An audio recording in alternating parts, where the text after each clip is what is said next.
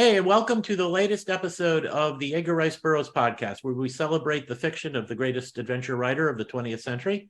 My name is Tim DeForest. I am the author of several books on 20th century pop culture, including the pulp magazines that Burroughs published his stories in. And with me tonight are Jess Terrell, and you would know me from the Facebook discussion group for the love of all things Edgar Rice Burroughs. And Scott Stewart. I'm Scott Stewart, current editor of Herb Appa, and on Facebook, a combination of related interests called Street Corner Sideshow and Curiosity Shop. Okay, and tonight we are going to be talking about Burroughs's 1914 novel, The Mucker. But before we get to that, we want to deal with the trivia question. The trivia question from last time was answered correctly. And I don't remember what the trivia question was. I forgot to write it down. So, but we have a fan named John who answered it correctly and won a copy of the Fires of Halos. I'm always saying that that the Victory Harbor. I know I'm mispronouncing the title every time I say it, and I apologize to Chris Carey if he's listening. It's Fires of Halos. Fires of Halos. How do you say it? I'll say Halos. Okay. Anyway, it's a great novel. We go back and listen to the episodes where we reviewed it. It's absolutely wonderful read. Anyway, John won a copy of that, and we appreciate his listening to the podcast. And I know he's already emailed me that he's received the prize. And so we are going to have a new trivia question tonight. And the winner of this trivia question will win a copy of the new authorized edition of Tarzan and the City of Gold, with just one of those absolutely breathtaking Joe Jusko covers on it. I really hope that they eventually put out a book of Jess Jusko's artwork for the series, because every cover he's done is absolutely magnificent. And this one is for Tarzan and the City of Gold. And to win this, you have to submit the correct answer to the trivia question to our Gmail account. And I'll be giving you the Gmail account. It will also be down in the notes for this show, whatever podcast platform you're using to listen to this, it'll be there. So submit the question there. If you post it on a social media account or any other place, it won't count. You need to send it to the Gmail to be an official entry. And we've often gotten more than one correct answer. So if we do get more than one correct answer, we will be randomly choosing from amongst those to see who wins the copy of Tarzan and the City of Gold. So tonight's trivia question is, what was the name of Lord Tennington's yacht? And that's it. So if you know the name of the yacht, just send an email to edgarsmailbag@gmail.com. Once again, submit the question to the Gmail account to be considered for the contest. And this email will also be in the show notes. So edgarsmailbag@gmail.com. Send us the answer to the question, what is the name of Lord Tennington's yacht? And you'll be in the running to win a copy of the new authorized edition of Tarzan and the City of Gold. So that's the trivia contest. We have no other special features this time. So we're going to dive right into talking about the novel. And as usual, we all three of us reread the novel in preparation for doing this and made notes about it. But to make sure we don't leave anything out, when I do chapter summaries, as usual, I'm going to be using the chapter summary that was posted on erblist.com. This is just an incredibly useful resource for us. It reviews the publication history of the book and gives us a chapter by chapter summary. So I'll occasionally be very close to paraphrasing or quoting directly from these excellent summaries when I summarize the book. When we give our opinions of each chapter, that'll be us, original content. But the summary itself is from ERB List, and we appreciate the resource and the people who spent a lot of time preparing these summaries for reference for just anyone who needs them. So anyway, The Mucker, it was published in All Story Cavalier in 1914. Its sequel, which we'll be talking about in our next episode, Return of the Mucker, was published in All Story Weekly 2 years later in 1916. They were published together in book form for the first time in 1921. They've been published both directly, reprinted both individually and together a number of times through the years. I think most notably the Ace paperback with that awesome Frank Frazetta cover on it, which is, I believe, where I first read the story years ago, because that's a cover that kind of forces you to buy the book. And so we're going to go one chapter at a time through the first part through the Mucker, discussing it as we go. So we'll start with chapter 1, which is titled Billy Byrne, who is the Mucker. By the way, the Mucker is an old-fashioned term now. It used to mean somebody of like low regard, low moral character. It had other meanings as well, but that's the way Burroughs is using it here. So when he's constantly referring to Billy as the Mucker, he's referring to him as basically a low-life thug. And in this first chapter, we learn that Billy was raised in the tough part of Chicago. There's, to quote directly from the novel, his kindergarten education had commenced in an alley back of a feed store. So he learned to be a bully. He learned to insult women just for fun. He drank. He stole. He got into a fight with a guy named Sheehan when he was 12 years old, and that inspired him to take boxing lessons. And this will come back in the last chapter of this particular book. That will be significant. But he does have a background in learning how to box, and he was good enough to where the guy who ran the local gym wanted him to go straight, to give up the petty crimes he committed and to concentrate on being a boxer. But Billy never did that. He liked drinking and carousing and just being a jerk too much. Now, one night after he had actually robbed somebody's saloon, he sees 3 guys beating up a cop named Stanley Lasky. And these are guys from outside his immediate neighborhood. So they are outsiders. They're not supposed to be doing stuff in his neighborhood. So he jumps to Lasky's rescue. He doesn't really care for the cop, but by golly, this is a territorial thing. So he saves the cop. So thereafter, whenever Billy and Lasky, the patrolmen, see each other, they just give a little nod to each other. They've got that connection. And this comes back to help Billy, where he finds out from Lasky that that Sheehan, Billy's old enemy, had accused Billy's of the involvement in a recent murder, and that the cops were looking for Billy. Billy was not guilty of this particular murder, but he knows the cops aren't going to believe that. So he hops a train and he ends up in San Francisco. And he goes to a tavern where he's just looking to mug a sailor. But instead, some sailors get him drunk. And as the chapter ends, he passes out. They either get him drunk enough to pass out or they slip him a Mickey, one or the other, because he's being shanghaied, as we'll find out in the next chapter. So that is chapter 1. I think Burroughs does a great job of giving us Billy's background and explaining what his character is like very succinctly. I mean, this is just almost a short story in of itself.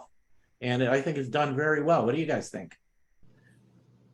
Well, I would certainly agree that it's well done. And I would say that it is a story of, and there's different terms you can use for it, a story of transformation, a story of redemption is a word that Burroughs might use. And even you could call it a story of metamorphosis. And this is where the character that we find him in this state of being a criminal and a thug. In fact, Burroughs, there's a quote here. Billy was a mucker, a hoodlum, a gangster, a thug, and a toughie. That's quite a resume he's got there. So that's how he is perceived by the community, anybody who knows him, including the police. But he does. We'll find out he goes through a transition. As I said, you could call it a transformation or a metamorphosis. And also there's another quote here. His mother started him on a life of crime in an age when most boys were just entering grammar school. That doesn't say a whole lot about his upbringing, does it? He grew up. Yeah, his mother does not come across as a very sympathetic character. Exactly. He grew up through adolescence, dodging all forms of honest labor, making a living instead through crime. So that's what we're dealing with here. But he goes through a transformation. And in fact, some scholars would liken Billy's transformation here that we're going to find out about it would liken it to Waldo and the cave girl and the transformation he went through. Granted, Waldo was an okay guy. He was a bookworm, never stepped outside of a library, highly and well educated from book learning, which I'm a fan of myself, but did not have any practical real world experience. But he went through a transformation. He got stuck on that island with the cave girl. And then Boulan, the monster man over there, he overcame he lost his memory, as is known to happen, and he thought he was just going what people were calling him, and he thought he was a monster, but he overcame that. So, and then Tarzan, of course, went through a transformation. He was a helpless little infant, and then given some time, he was able to compensate for his shortcomings and develop the muscles and such to be not only survive in the jungle, but to lead the Mangani. So these are all stories of transformation, which we're also going to see here from Billy Byron. I've talked enough. You all say something. Well, I think, of course, Chicago, ERB was born there and lived there. So I think in a way he has a little more personal take on that. Not that he lived in this exact neighborhood and upbringing, but it strikes me as maybe his most socially conscious writing. He's always talked about class structure and barbarians or being raised by other tribes or Native Americans, war chief and stuff like that. But the societal aspect of it from an American city and slum district is, I think, a whole different take than we're usually used to. Of course, we'll see the locations get more exotic, and just mentioned a cave girl. We're going to see some similarities to that too. But it strikes me as it's a different type of storytelling.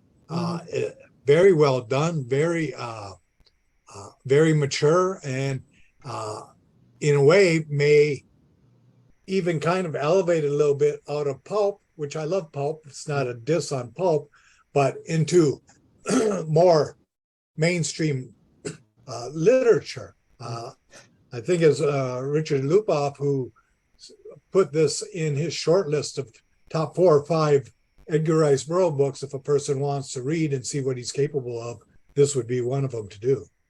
Yeah, and one of the things I think we see here is Burroughs makes it very clear that Billy is a product of his environment, but he still holds Billy morally responsible for his actions. You know, we sympathize with Billy and who he grew up to be as a thug because he didn't have much chance to be anything else. But Burroughs does not say that excuses him. You know, in the end, he has to, part of his transformation is acknowledging that the things he did in the past were morally wrong, and that he had a responsibility for that. So it's a nice moral balance. It sincerely shows that Billy his upbringing was such where he didn't have much of a chance, but it doesn't excuse Billy from moral responsibility in the decisions he makes as a young man. It's got a nice balance. It reminds me it's a completely different sort of writer, but Charles Dickens did the same thing. He could vividly condemn the way the poor were treated in London at that time, in England, but he would still hold his characters morally responsible for when they did bad things. It's a nice and I think appropriate balance. And Burroughs does it very well here. And Jess, just to respond to the parallels to other character transformations in Burroughs, I think Waldo and the cave girl is the best one. It's almost the exact opposite. You had a moral man who had to do a physical transformation to become more worthwhile. And here you have a guy who's already like physically exceptional, but he needs a moral transformation. Now I want to see a story where Billy and Waldo team up to fight crime or something, form a private eye agency. Yeah, it would be cool. But it's a really great parallel. But I agree that ERB does those sort of transformations a lot and generally does them very well. They're believable character arcs. It kind of reminds, I'm going to refer to yet another classic author, Jack London. He wrote Call of the Wild, where Buck was a spoiled pet who has to learn to be, a wild dog in the end. He has that transformation where then London wrote White Fang, which started out with this like half dog, half wolf in the wild, completely savage, and eventually had to be tamed and ended up a pet back in the States. So kind of like Billy is White Fang and Waldo was Buck. So in a way, It's good analysis in both cases. It's a story of adapting to the changing conditions, which is another one of Burroughs' themes. Yeah. Now, do you guys think we see a hint of Billy's a hint of traits in Billy that might help him along in his redemption later? He's obviously a criminal and unrepentant about it at this point, but he does have some idea of honor in that when the cop's being beaten up, and he normally wouldn't care less if a cop got killed, but it's this territorial thing. This is his territory. And so there are rules he does obey. So, and then maybe there's just a little bit of something there, even though it's not attached to anything, a strong moral sensibility that can be built upon later that might help like show how Billy was able to accept that he needed to be redeemed. Does that make sense? It does. And to build on that point, Billy may have learned that by coming in there and helping out with Lasky during that time when Lasky was being beat upon, that he and Lasky developed a kind of a loose, unofficial friendship or acknowledgement of each other, because they would kind of nod when they saw each other. And then Lasky, and we may not be to this part in the story yet, but Lasky comes to him later on and warns him about a situation. Yeah, that happens at the end of this chapter. Exactly. And my point is here that with the acknowledgement, and then later on getting this warning, because Lasky did not have to do that. That Billy may recognize, gee, there's some benefit to having a cop for a friend. Now, how do I get to be friends with cops? We be nice to them as a way to do it. Yeah. So, and now that's not said verbatim by Burroughs, but it certainly seems plausible to me that Billy could come to that conclusion, because despite his shortcomings, he is intelligent enough to notice what other people are doing. Yeah.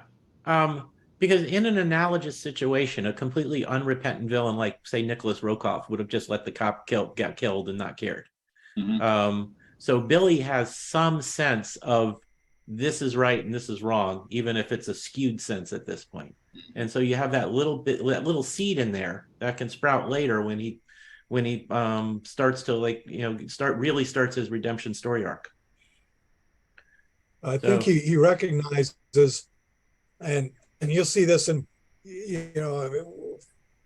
whether it's real life or not, but in stories, whether it's The Godfather or this story, that the characters who survive have to, and a lot of them don't survive regardless, but have to recognize, as loose as it may be, there is a social construct. There's a perimeter, there are boundaries they do not cross, and limits that they live within, just because of day-to-day survival. That anarchy is going to destroy everybody. So they do have to have some sort of base, some sort of line of rules that they work with in order to get from day to day. And I think that's the fact that he does recognize it, and most people do, but he's not a complete primal force of nature. He has had a conditioning to this that he's able to build upon in the future.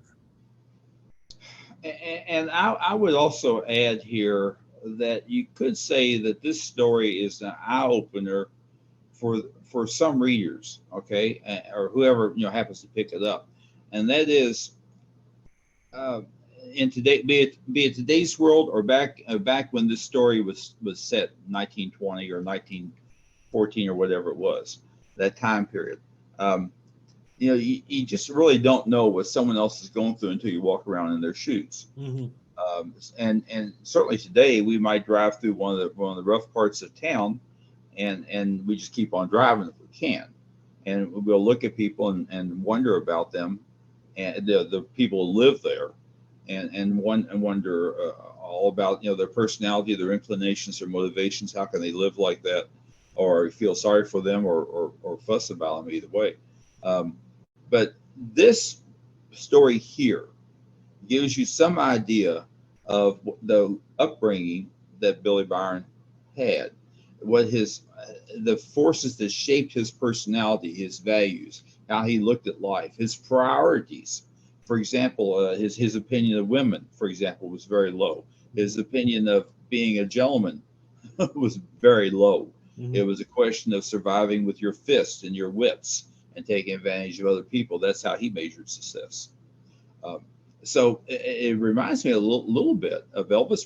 Well, the song was written by Mac Davis, as I recall. Elvis Presley had the big hit on it, and that is "In the Ghetto," which talked about what life was like on the street for certain people, and that song itself was a huge hit. It was also an eye opener for some that made people pause and try to put themselves in the other guy's shoes.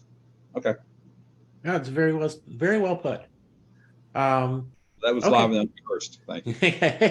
Well, we're going to move on to chapter 2, which is called Shanghai, and that is literally what happened to Billy. He was either, rendered completely drunk or slipped a Mickey. I'm not sure if the story makes it clear which one it was. But when he wakes up, he's at sea on a ship. And the first mate, a guy named Ward, comes in and tries to, assert his authority over Billy, which doesn't work out well for Ward, as Billy starts to beat him to a pulp. So Ward screams, brings in the captain and a bunch of crew who subdue Billy, and he spends some time chained in a dark, stink-filled hole. And every day the captain visits him and beats him with a stick to teach him some discipline.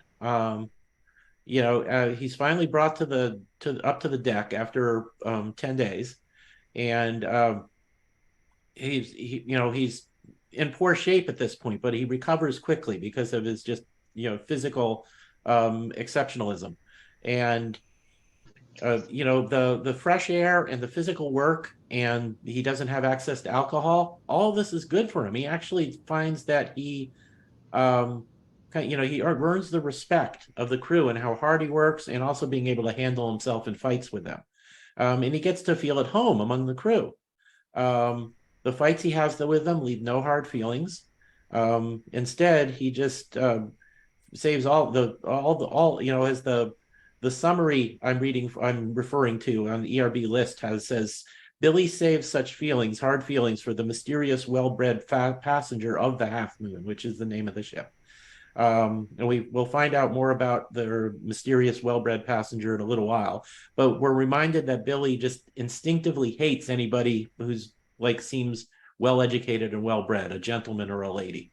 And so I think in this chapter, it is interesting that Billy discovers he likes hard work. Once again, I think we're given another seed from which his eventual redemption arc can believably sprout. Nothing in his redemption comes out of nowhere. There's points to his character that a desire for a better, more moral existence can sprout from. Burroughs is putting in, I think, sometimes subtle foreshadowing about the hope for his reformation. Any comments from you guys about this chapter? Oh, I will comment on Well, his. go ahead, Jess. Thank you. I will comment on his newfound love of hard work, and he's beginning this transformation process that I spoke of, and he's also beginning to learn how to get along with his shipmates, the other members of the crew, and he's enjoying the work, and he's appreciating the value that it brings, and probably the sense of accomplishment, I would imagine. Now, somewhere through here, I may be ahead of myself, and we start seeing evidence of Billy's physique. And there's a quote here, I think, from this chapter, that Billy had the physique of a prize bull. That's Burroughs' words. Now, Burroughs does not give us the body fat to a muscle ratio. That stat had not been invented yet.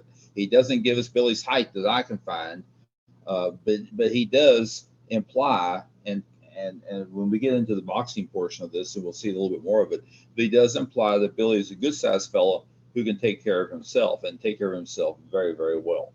And that's going to come into play here later on. Okay, that's all I have. Scott, how about you? Yeah, I think we see that with being in a completely new place, it's kind of a live or die type thing. a new form of discipline. Not saying that's pleasant, but the fact that he's able to meet and move beyond this, he's given jobs and duties that he's able to do and get respect from others. I think if we've had projects or jobs or situations in our life that may be tough, but you get through it and you find a way through it. Other people you find appreciate that or respect for you for that. Your own self-value, your self-worth, your self-respect can grow out of that too. And so these are seeds that are planting them in a whole different direction. If this type of discipline had been similar in Chicago, it would have been in jail or prison. And then that would have been a total matter of really survival. Here, he's surviving and actually growing. He's going to move out of the place of society is known and starting up that ladder to a new type of life that he didn't.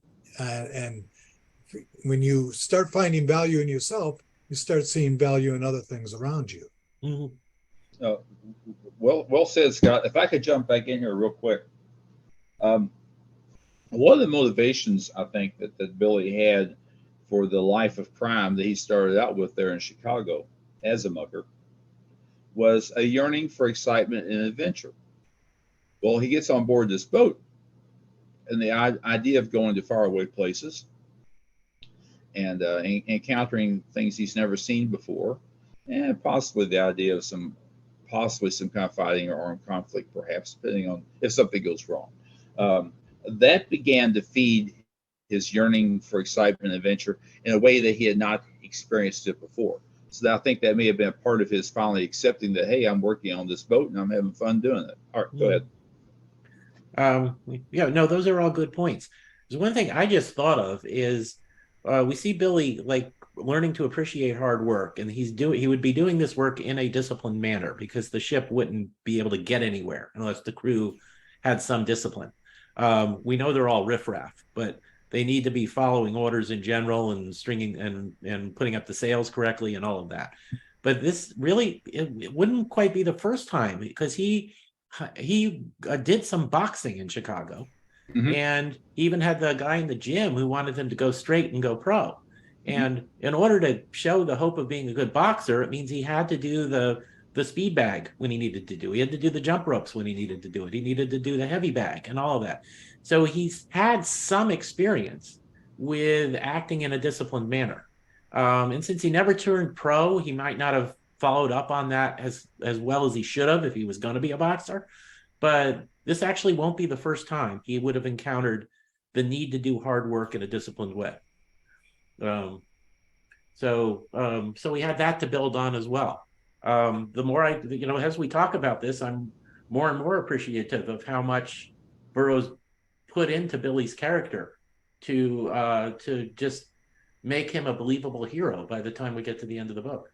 It makes me wonder, with Burroughs having lived in Chicago there for a while, how many young fellows like Billy he saw or encountered in his life. That's true. So on to chapter 3, titled The Conspiracy. We're going to get to know some of the bad guys here. The Half Moon gets to Honolulu in Hawaii. I should mention, by the way, that it is a schooner. It is completely wind-driven. There's no engine aboard it. I'd be curious to find out how common that was by 1914, because probably even most sailing ships had engines in it by then.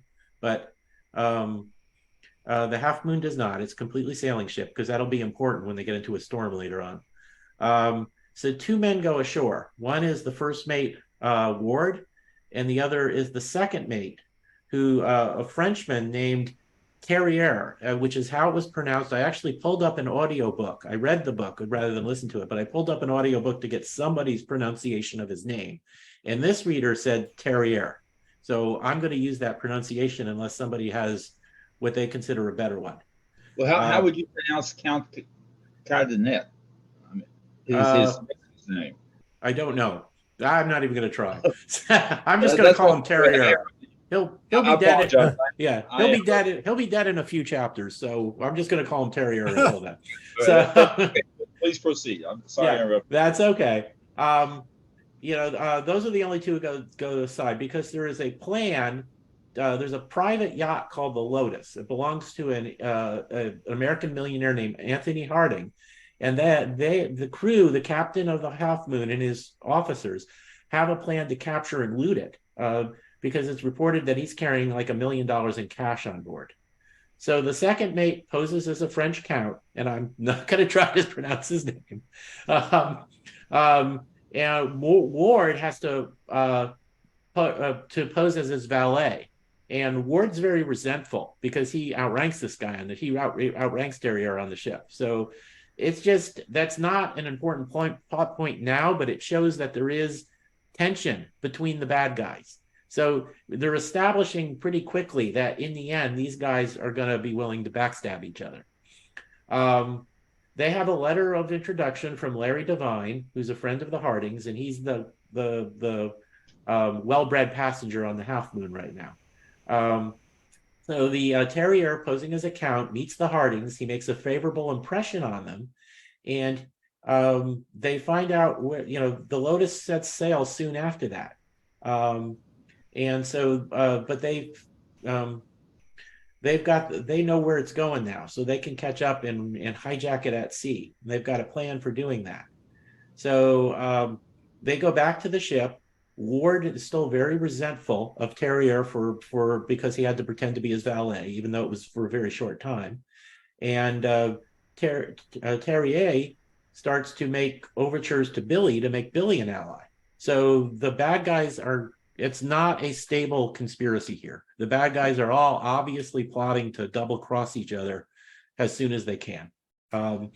Typical bad guy behavior in a lot of Burroughs novels and in real life, I'm sure. And I think that's like an important part of this chapter is we establishes all this tension and this potential backstabbing amongst the villains. Comments from you guys on it? Well, the thing that's shocked me in reading this. And by the way, I had not looked at this book in years. We've certainly just been well aware of it. It comes up in my discussion group a great deal. But to sit down and read it from stem to stern, from front to back, I had not read it in years.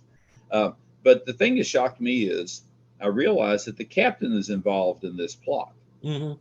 So I think by definition, if the captain is okay with this, that makes this a pirate venture. They should be flying skull and crossbones. I would expect. Not they probably want to give themselves away, but I see this as totally illegal if everyone's on board with it in some fashion, even though they're planning on stabbing each other in the back here later on.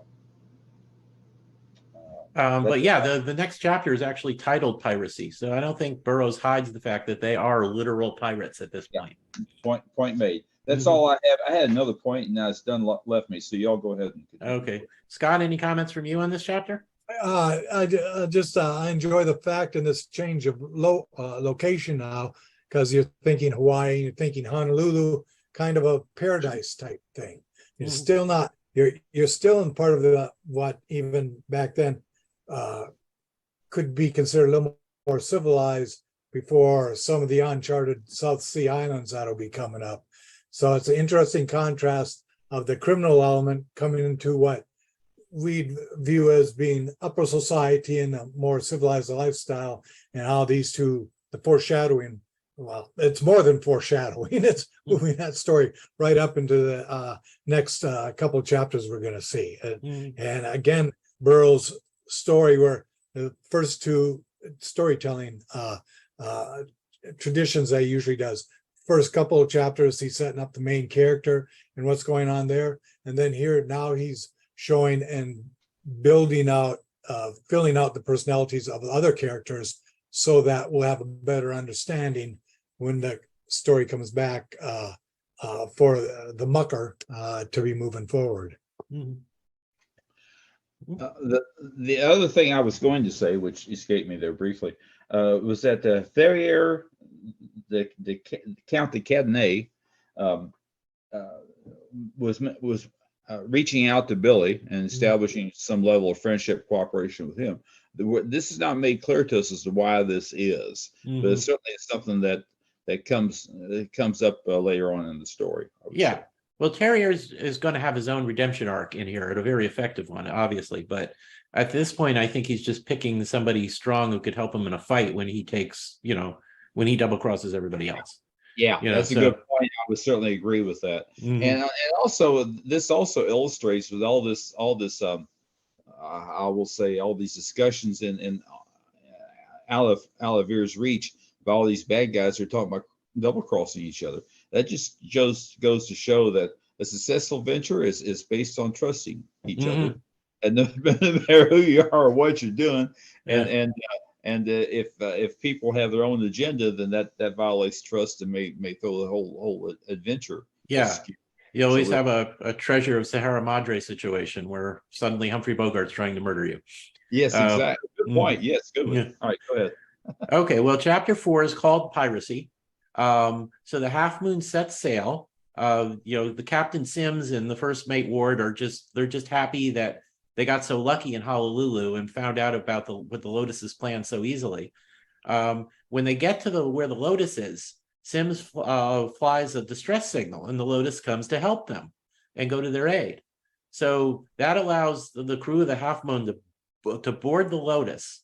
They take it over violently, and there is a young man named Billy Mallory aboard who is is he literally engaged to Barbara Harding at this point, or is it just they have an understanding and everybody expects them to get engaged? But anyway, there's a daughter of the yacht owner, Barbara Harding, and her boyfriend, Billy Mallory. And Billy Byrne savagely beats up Mallory. He just beats him down completely. And both he thinks he's killed him, and Barbara thinks Billy has murdered him as well. We don't find out till much later in the book that Billy Mallory survived the beating. Then they force Barbara over into the Half Moon. They disable the yacht, and they return to their own vessel. And the chapter ends with Barbara getting an unexpected visitor, but she's now being held for eventually being, asking for a ransom from her, from her rich dad. So the piracy has become a kidnapping. So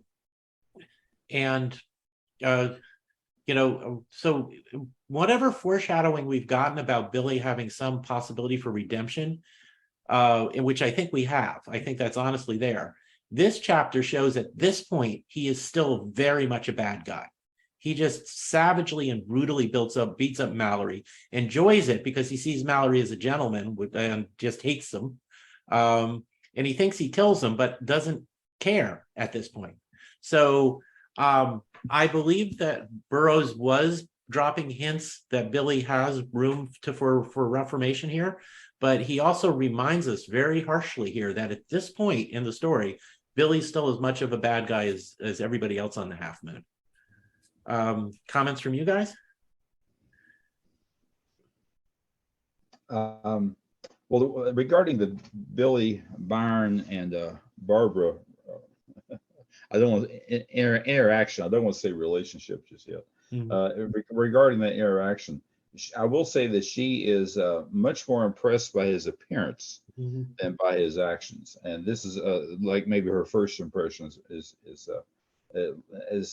based on how he looks. But she's a typical Burroughs heroine. She's got the guts to stand up to him and look him in the face and tell him what she thinks. Yeah, and dare him to strike her or anything like that. And she's going to have her set of crowning moments of awesome later on in the story. She is typical in that she does need to be rescued quite often, but she's got guts, and when she can take care of herself. She can indeed. And I would also say, I'm definitely jumping ahead, but I would say she is the spark that fires up his transformation that we'll see later on in the story. No, I believe that's very true. When Billy sees somebody that he holds in contempt, these weak-willed rich people, wimpy rich people actually acting with courage and honor, I think that's a part of what drives his own redemption. And that comes mostly from Barbara. And I will also add here that, the old saying is opposites attract. Opposites attract. Yeah. Well, these two are certainly opposite. He is a low-born, uneducated mucker from Chicago's seamy Grand Avenue. She is a high-born, cultured young lady from New York City's Riverside Drive. And Burroughs' concept of society in those days, Barbara could never have lowered herself, so bridging the gap would be Billy's job. He's got to rise up to her level in order to really get her attention and form any kind of relationship with her. He's got a big job ahead of him. Mhm. Okay, Yeah. go ahead. Scott, any comments on this chapter from you? Yeah, and this might be from a writing, editing, instructional viewpoint, but I find it interesting that you have two characters, which will be major characters overall, both named Billy. You'll find most writing classes and instructors and stuff will say, do not have names that people are going to get confused about. So I wonder if ERB is kind of showing this is maybe not a doppelganger, but an alternative Billy, one that came from a more privileged area that came up, and a picture of who he could be or the role he may have to fulfill, to use the word Jesse did, sparked by Barbara to move up into society like that, to change his culture, inbred culture, his personality like that. It might have nothing to do it, but I just find that to be an interesting parallel. I think Burroughs is such, Burroughs. Oh, sorry, I didn't mean to interrupt you. Keep going. Oh, I was just going to say real quick. And again, we see that sometimes you hear criticism of stories by Burroughs because of the time and the context they've been written from and what was acceptable in storytelling and stuff. But again, we see here with Barbara that he is a huge proponent for strong women and women who are decisive and women who are very introspective, maybe even can deduce better than the men around them, very sharp and very quick-witted. And we're only barely more than a decade out of the Victorian era, where women were kind of like put in a box where they had this social boundaries they weren't allowed to cross. So trying to get the vote, suffering. Right. And so, Burroughs, I think, was ahead of his time in that case, in having strong, decisive women who could take care of themselves. If I could jump in here, were you done? Yeah. Okay, if I could jump in here real quick, I want to compliment Scott for pointing out that there were two Billies in the story. I meant to mention that, forgot about it, because that aggravates me when I'm reading a story and I've got two characters with the same name that I really have to stop and think who's who. That's when I get my notepad out and start making notes. So very glad you pointed that out. But the other good thing that you said, which I'm drinking that Kool-Aid too, and that is that Billy Mallory, get my Billy straight now, was perhaps a reflection of Billy Byron. That is the good reflection as opposed to the bad reflection. That's what I'm trying to say here.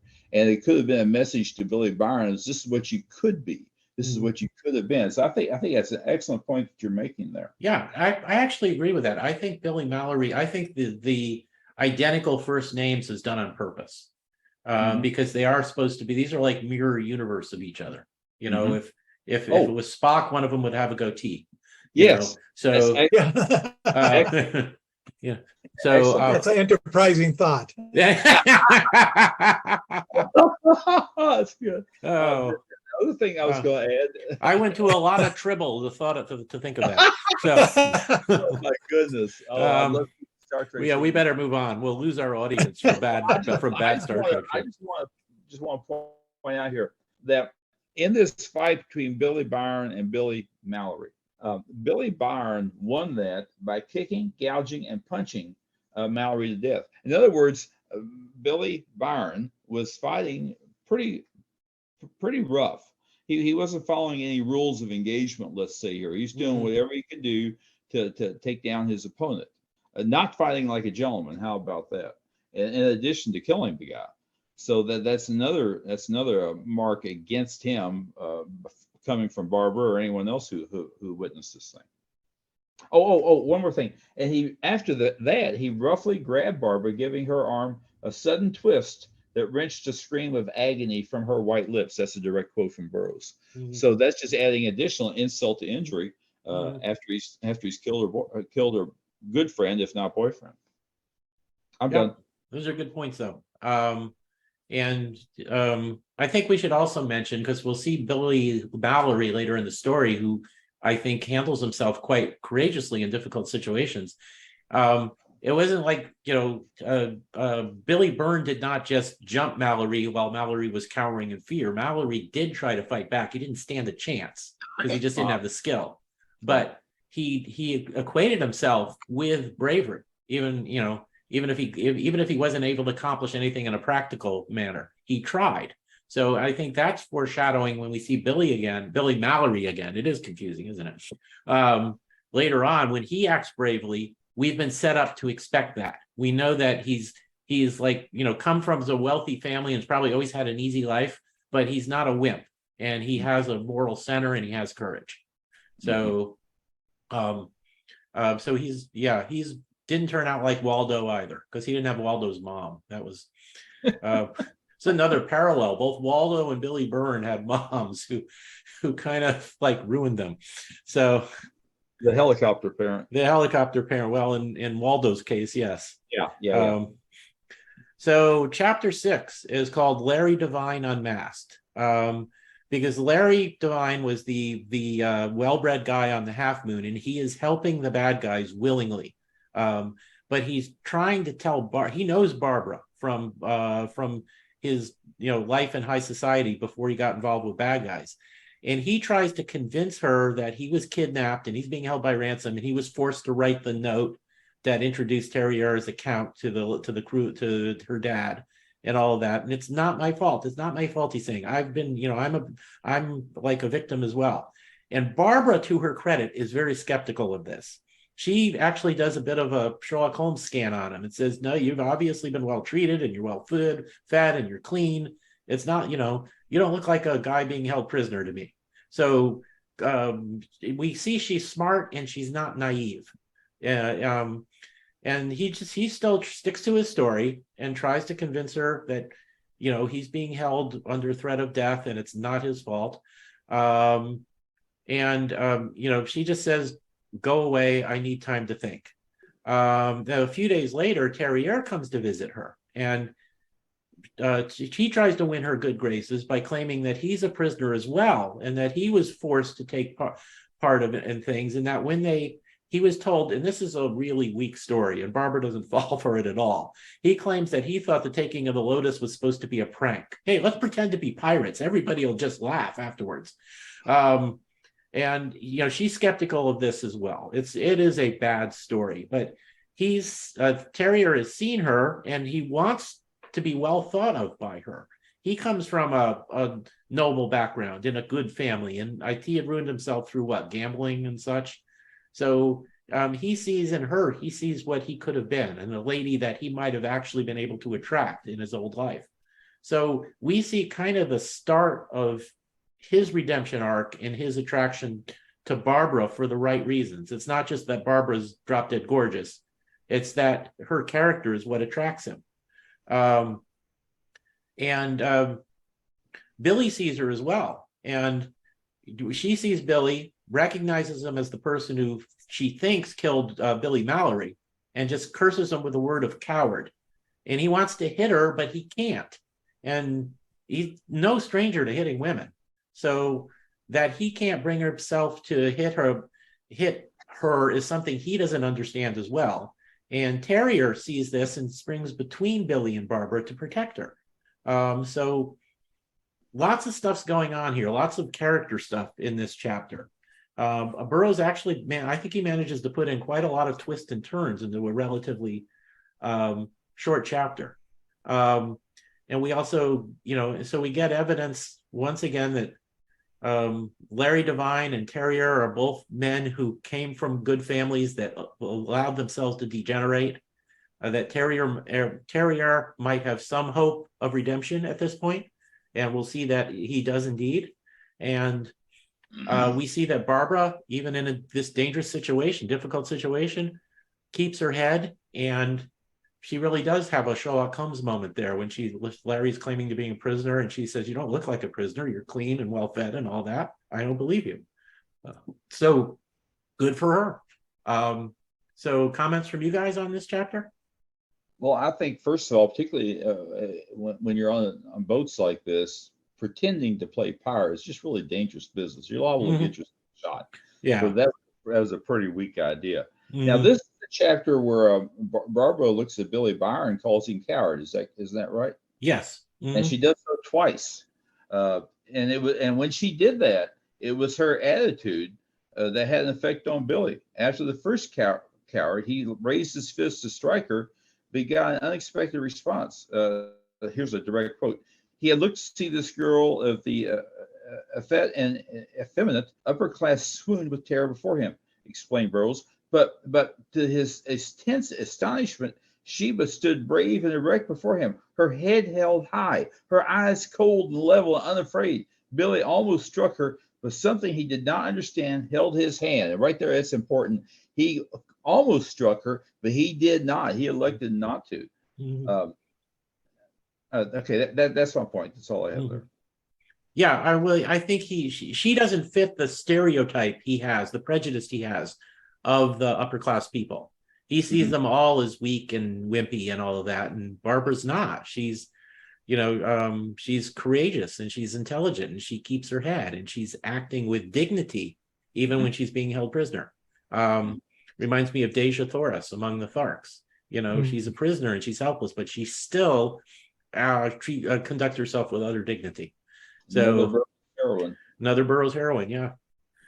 Scott, how about you? Any comments on this chapter? I think this chapter shows uh, if you want to call it the expansive platform or world Burroughs is introducing us to. Mhm. Uh, with the other characters that are moving in here, and they all have a considerable influence on the study.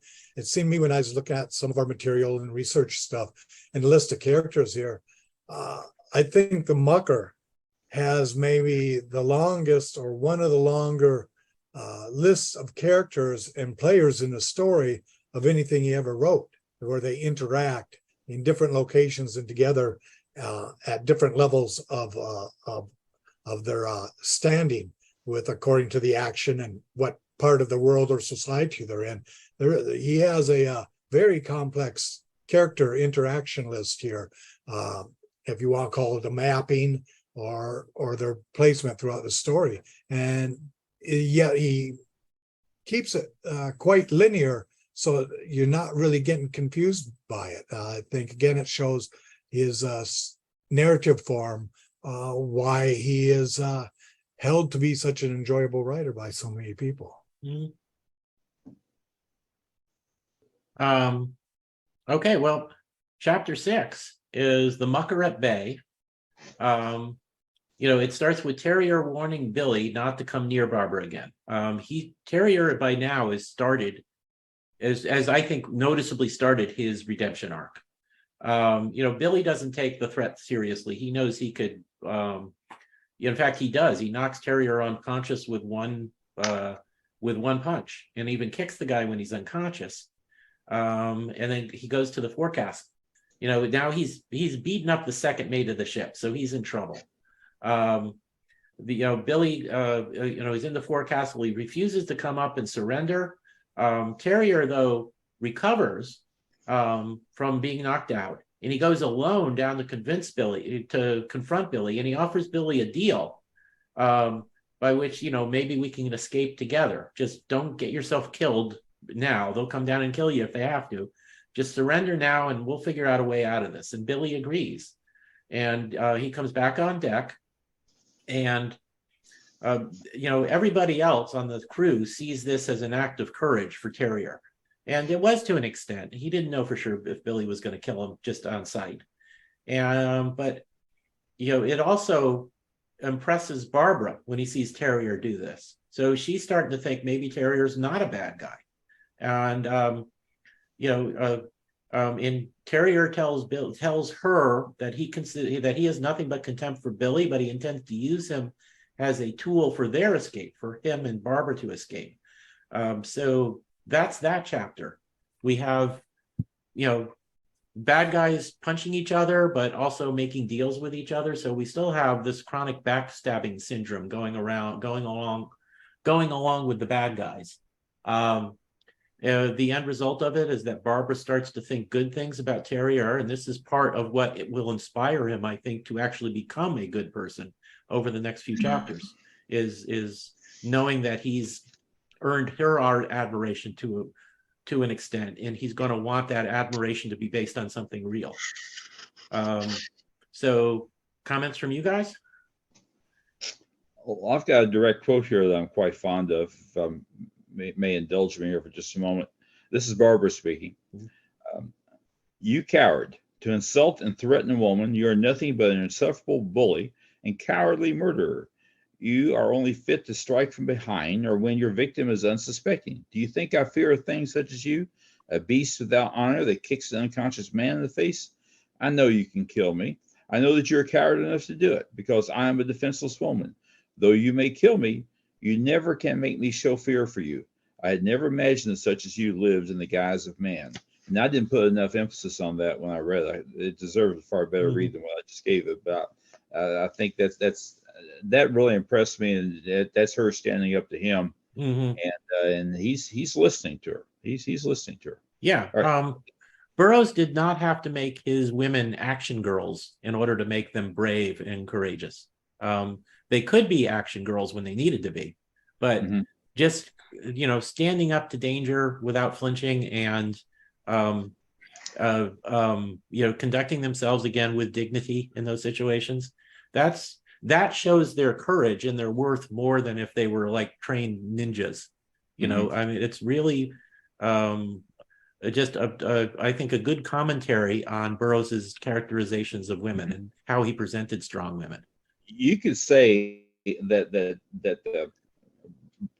I keep wanting to say Brenda. Barbara is acting like Billy's mirror, and she's reflecting back to him what he is. And he's beginning to not like the reflection he's seeing. It's making him look at himself and rethink things. Yeah. Okay, that's all. Similar to the effect she's having on Terrier. He's kind of trying to con her at first, but as thing goes on, he keeps thinking it would be nice if this really exceptional woman actually liked me for real rather than trying to fool her. And now all these guys are beginning to wonder, gee whiz, do I really want to hang around her? She's going to make me rethink who I am and I'm kind of used to being this way. I'm not so sure I want to change. All right, go ahead. Yeah, Scott, any comments from you on this chapter? Yeah, I'd say based on the idea that we don't know what's happening yet, that we're here at chapter 6. There to me becomes a very dangerous and a person you don't want to underestimate, because at first you're like, okay, this is going to work out. He and Billy, something's going to find out. Our main character is going to get away, escape from this.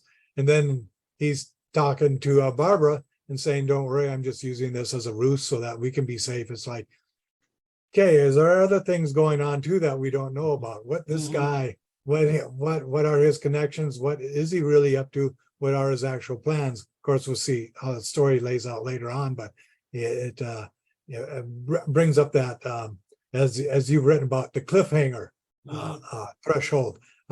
We're left with seeing him telling several different people what his plans are, and we don't know for sure ourselves. That's true. Yes, at this point, I when I'm talking about Terrier, I'm looking ahead to where we know he redeems himself in the end. But at this point, we don't know that he's started to move in that direction. He's still you could just look at him as being purely manipulative without any moral sensibility at all. And that's probably more true than not true at this point. He has not hit the top of his redemption act yet, any more than Billy has. Yeah. So chapter 7, which is just a gripping action sequence, I think. The typhoon. A storm comes up and hits the ship. The mainmast snaps, and the crashing of the big sail kills like half the crew.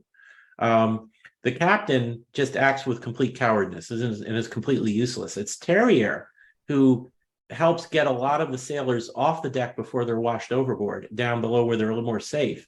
And when Terrier is hit by a wave and almost washed over, it's Billy, without thinking, who risks his own life to save him. And Billy feels like an idiot for doing something he considered foolish immediately after, but that's what he did. And this changes Terrier's attitude from wanting revenge against Billy to feeling gratitude towards him. The storm goes on for, I think, 3 days. And when it subsides, they see land nearby, but the ship's in poor place and in poor condition. Yeah, and Barbara comes up to the deck when things are calm to get some fresh air, and Terrier tries to encourage her, saying, "I'll look after you personally," and she looks kindly at Terrier. She's starting to think well of him, and Billy actually feels some jealousy, of looking at the way Barbara is looking at Terrier. This confuses Billy because he beat Terrier up. So from his point of view, he should look better in a woman's eyes than Terrier does, because Terrier lost the fight. He still does not have a really strong view of what would be admirable to a woman, but he's starting to want Barbara to like him. So he's getting past his prejudices of the higher classes at this point. And as I said, this is a gripping action sequence. We all know that Burroughs wrote great action, and the storm is a great action scene.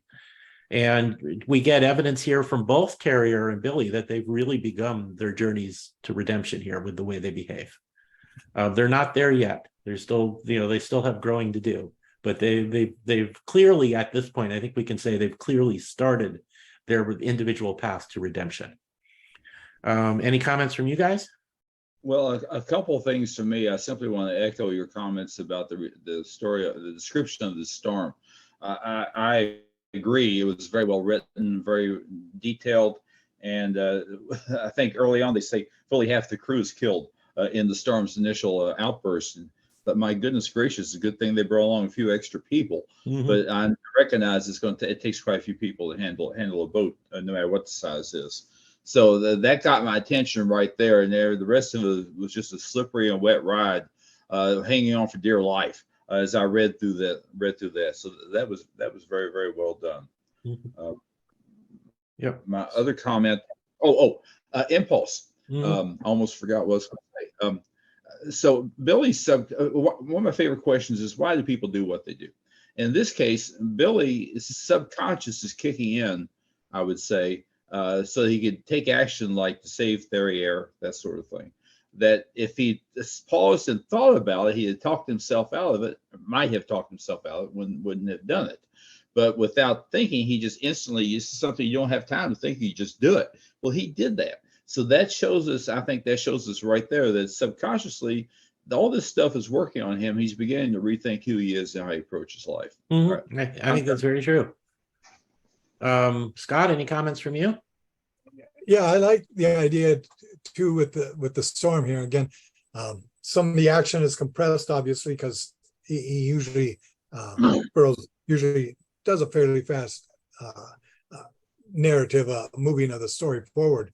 But the fact that's pointed out that the storm lasts for 3 days, of course, you being down in Florida and hurricanes down there, it's not like a lot of Midwestern storms where a thunderstorm comes over and a couple hours later it blows over and they're back up on deck. They're locked down below, hoping they survive for 3 days while everything's dark and black and being tossed away. When I was overseas in the Pacific during typhoon season and stuff, these don't just pop up in the last couple hours and go away. You're in shelters, or you're under the face of this storm for several days, and a lot of damage can be done. Yeah. And that also adds, I think, to the impact of the type of danger they're in here, and of course, what follows coming up in the other chapters. Mm-hmm. And Scott there has a fine point. I certainly personally, I've been through several storms, and sometimes taking shelter, and it's a good thing I did take shelter. I've never had a direct hit, don't misunderstand that, but it warranted taking shelter, I'll say that. But generally those are over with within 30 minutes, an hour, perhaps. But in this case, going on for days and days and days, my goodness, that'll wear you down pretty quick. Yeah, I would presume they were being driven along with the typhoon, so it wasn't just passing over them; they were just stuck in it. Oh yeah, definitely. That doesn't mean you're going the direction you want to go, though. Yeah. Mm-hmm. So yeah, well, I learned from a hurricane near miss we had last year that the most annoying thing about being stuck inside in a storm is when the dog has to go outside to poop. Uh, so anyway, chapter 8, the wreck of the half moon.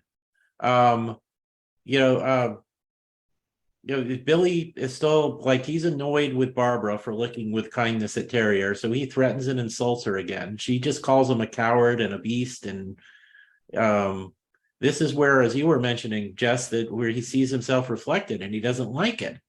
A quote from the chapter is, the scales which had dimmed his mental vision had partially dropped away. So he just walks away from her without hitting her or threatening her anymore. The crew rigs some sails and they try and find a place to land.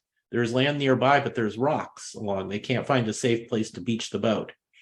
The captain, he's completely useless. He breaks down and he's just begging people to save him.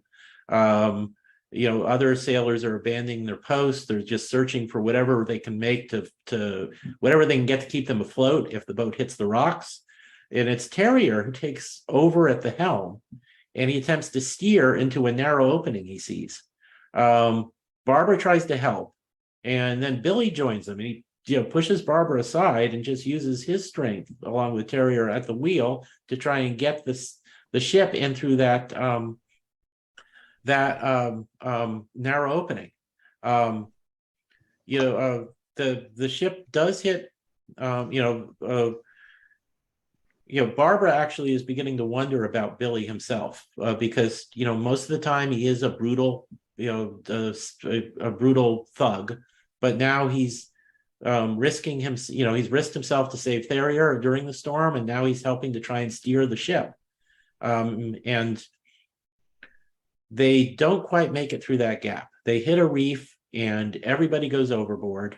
Barbara thinks she's going to drown when she's in the water. But she is saved by Billy, who drags her ashore and pulls her up on the beach. The chapter ends when she opens her eyes after being brought ashore and sees that it's Billy, to her surprise, who had just saved her. So that is chapter 8. And it is an important point here that Billy does think about what others think of him. And it's even more important point that he risks his life to save Barbara after the shipwrecks. So he's just definitely he's definitely on that redemption arc at this point. Comments from you guys? I would say this is an example of you hear me okay? Yeah. Because I had my microphone turned off briefly. I would say this is an example of a shared experience. Again, why do people do what they do? Oftentimes shared experiences, there are very long or traumatic or have a lot of action or other emotions involved in them. And people who work together to survive or to experience the shared experience. It can go into a concert, for example, can be a shared experience. But you have something in common with that other person, is my point. And here they are working together to survive the storm, save the ship if possible, and save their own lives if possible. And that builds up a level of respect, of perhaps affection, camaraderie, some familiarity that you didn't have before because you're seeing this person in a new light. So this is something that can bridge that gap between Billy and Barbara. And for example, again, perhaps Billy acting subconsciously, as I noted previously, here's an opportunity for him to do a good thing. He doesn't think it through. He just does it. Does it, and he saved her life, and he got her up on shore there. Okay, I'm done. Yeah, Scott, any comments from you? Yeah, we see part of this with the transformation starting where he agrees with Terrier about possibly having a plan, banding together maybe to escape. And then we come into this chapter, and Barbara, the way they talk back and forth, does bother him. So this is where we start seeing, we saw it in previous separation, that regardless of the earlier interactions, what we read in the first chapter, how he lived and did stuff, including the part where he saved the policeman's life, that he is not a sociopath, which clinically a sociopath cares nothing about anybody at any other time. They're all convinced that they will outsmart everyone and they're always going to be the leader. And that they are superior in every way. So Billy is realizing that he's not necessarily, to put it in layman's terms, the boss of everyone. Mhm. That he is concerned about what he's doing may determine how other people react to him. As though that really is, as I said, scales falling away, an eye opener for him. That's probably nothing that's really hit him this deep before within his life, because we don't hear anything about that, like about his family or his mother or anything. And now here he's worried about, I mean, very easy could have slapped her or had his way with women, and I'm trying to say that in a nice way. Now here he's concerned about how people view him, and that is a huge leap for him to take. It is, yeah. Billy, at this point, I think it's obvious to a new reader that Billy is well on his way to becoming a good guy, even though he's not completely there yet. So, chapter 9 is called Oda Yorimoto.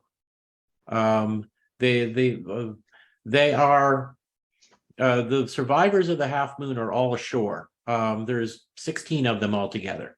It says 4 others died when the ship was wrecked, and so there were 20. So since half of the crew died in the chapter of the typhoon, there must have been 40 men aboard the half moon originally. So now there's 16 of them left. But Sims, the captain, is mad at Terrier and threatening legal action for wrecking the ship. That would have been just an interesting court case. Terrier suggests that the company just divide up. Whoever wants to stay with him stays with him. Whoever wants to stay with Sims does that. Larry Devine has trouble picking, but some threats from Ward get him to join Sims's group. So it ends up with 9 people with in Terrier's group and 7 in Sims' group. They do work together to salvage wreckage and try and find what useful stuff they can.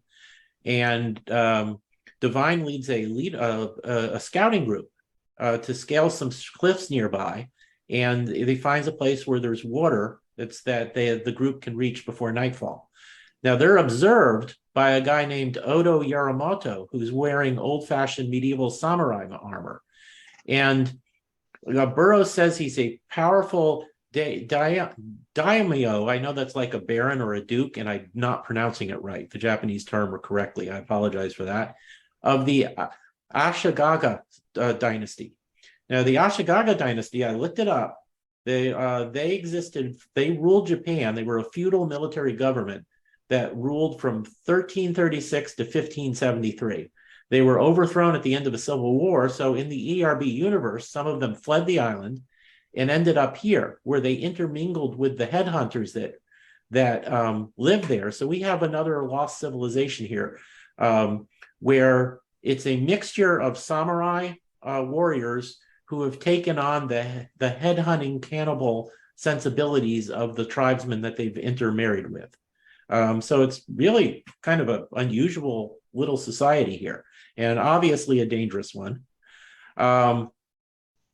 So they're moving. The groups are now, or at least Terrier's group is moving up the cliff to this place where they found water. Barbara is brought up the cliff, escorted by 2 sailors named Miller and Swenson, but they soon discover, Terrier soon discovers that Miller and Swenson and Barbara have all gone missing, and that's where the chapter ends. So, Devine here is in some of the Larry Devine and some of the things he does. Seems like he's almost going to get a redemption arc of his own, but the story never really follows up on this. We're about to lose track of pretty much the rest of the crew for most of the rest of the story. But we do get introduced to the lost civilization on the island. And if I'm correct, I think at this point, eventually Burroughs will introduce tons of lost civilizations. But at this point, he's introduced other worlds like Lucidor and Mars. But I think as far as Earth is concerned, the outer world of Earth, Opar is the only other lost civilization he's written about so far this early in his career. So this is his second attempt at creating a lost civilization, and I think he's created a very interesting one. And I may be wrong. I'm just looking at the order he published his books in. And I think Opar and the Mucker are the first two examples of lost civilizations. Any comments from you guys? Well, you certainly caught me off guard on that one because I'm all about lost civilizations, and possibility had not he said occurred to me. But I think you, off the top of my head, you may be onto something there. Mm-hmm. That I think that's a very interesting point. I need to look into that. Mm-hmm.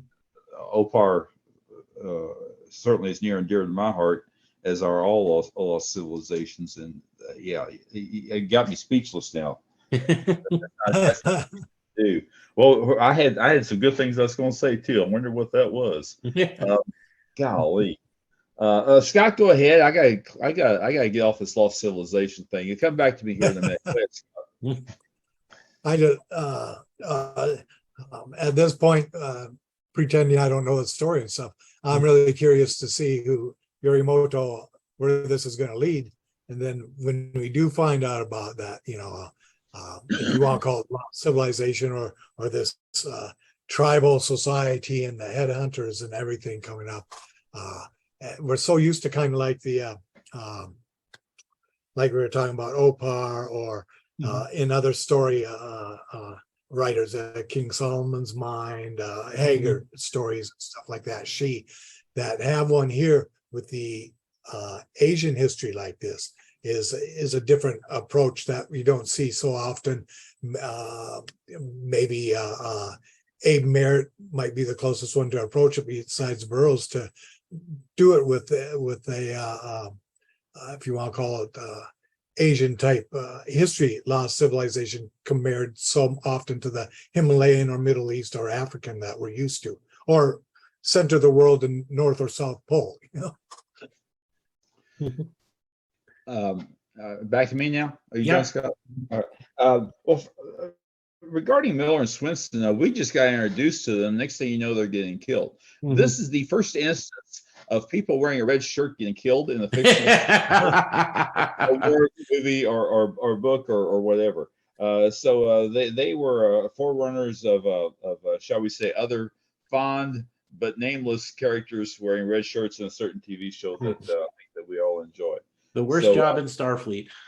Exactly. So adios to Miller and Swenson, and I hope their red shirts stayed clean. Now, and other news, Burroughs with his Lost Civilization here is reminding us that in addition to a transformation story for Billy, rising above himself to be more than what he was, reminding us that this is also an adventure. So here we're on dry land, finally.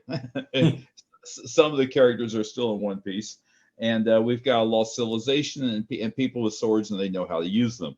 So that's setting the stage for a whole another turn of events, which will give Billy an opportunity to show us if he is really changing a little bit here. Mm-hmm. It's an opportunity for he see if he's going to rise to the occasion. All right, that's what I wanted to say. That okay. Well, no, that's good points. Yeah, and I think of the term red shirts all the time myself when you have these characters who exist purely to get killed, to establish danger or whatever. You will not find a red shirt in my closet, I'll tell you that.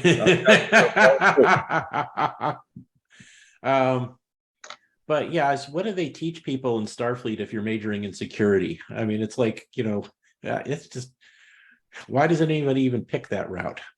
That's why they change the color schemes in Next Generation and some of the they couldn't get anybody to wear the red shirts anymore. Yeah, that's true. So, okay, chapter 10, which is called Barbara Captured by Headhunters. So this jumps back a little in time to show us that Miller and Swenson were speared by the Japanese, the samurai / headhunters who inhabit the island. And they're also beheaded because she sees them dangling from the belts of her captors as she's taken away into the jungle. She's brought to a mountain village and she's taken to the 2-room palace. It's really just like a big hut, but it's the palace of Odo Yorimoto, who's the Lord. Barbara's traveled a lot, so she speaks Japanese, so she's able to understand and she tries to say, just leave me alone, don't hurt me. My dad will pay you a lot of money. That doesn't work. He's clearly planning to rape her. So she says, well, can you at least take me into another room away from the rest of the family? And he agrees to that. And as soon as they're in the darkness of the room, she stabs him with his own short sword. His shriek, I guess, is a little girlish sounding because everybody thinks it's just Barbara shrieking. We jump back to Terrier and Billy, who assume that they first assumed that Billy was captured by Ward and Sims in their group. Billy accuses Terrier of double-crossing everybody, but Terrier manages to convince Billy that he's not double-crossing them, and they plan to attack the other group that's still on the beach at the foot of the cliff. When the first light comes, they leave the three remaining guys in their group to defend the cliffs while they go searching for Barbara. They find the bodies of Miller and Swenson. Billy is really concerned about Barbara, although he's not sure why yet. He's still questioning this. Why do I care about this? They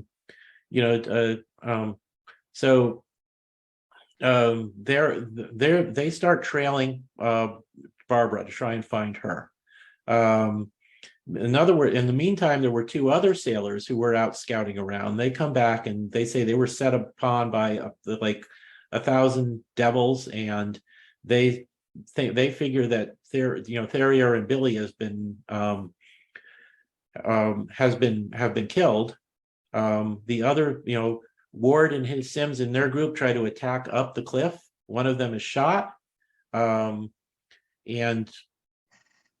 the meantime, so the bad guy, the two sets of sailors are just actively battling each other now. And Terrier and Billy are trailing Barbara, and Barbara is eventually sharing a room with the guy she just killed and is still in serious danger. So that is that chapter. Barbara is awesome in this chapter. Once again, we're talking about how Burroughs did strong women who didn't necessarily have to fight to be strong and dignified, but here she's in a situation where she has to defend herself, and she just does it. She's got no combat experience, she's got no training in fighting and all of that, but she keeps her head. So get this guy off in the dark and I can grab his sword and stab him, and she does so without hesitating. It's not a pleasant thing to have to do, but it's the only way she can defend herself, and she just does it. And also back among the mutineers, one of them, Blanco the cook, is a black man, and I think it's interesting that he's such a strong character. He's still a bad guy, but he